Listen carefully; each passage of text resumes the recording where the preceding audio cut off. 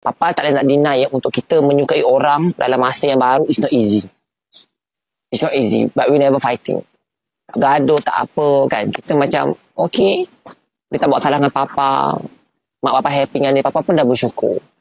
I tak ada masalah pun dengan I punya stepfather. Untuk I punya stepfather baru tu, jujur je,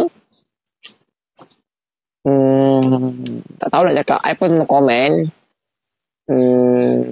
Yang penting dia happy kan my mom, I happy lah. Cuma nak kata rapat tu tidak.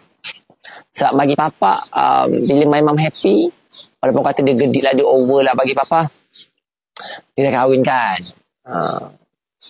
Itu pilihan dia kan.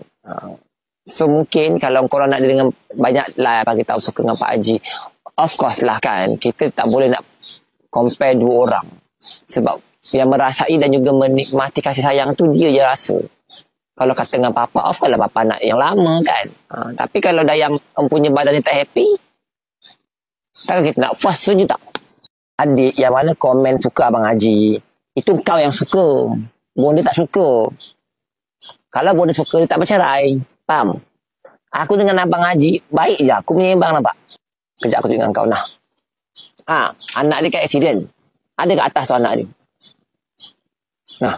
Waalaikumsalam warahmatullahi wabarakatuh. Tak ada, dia takut misalkan tinggal kita je. Tahu lah main tu macam mana kan. Tak nak misalkan orang. Tak nak macam tu nak urus dia dengan anak tu kan.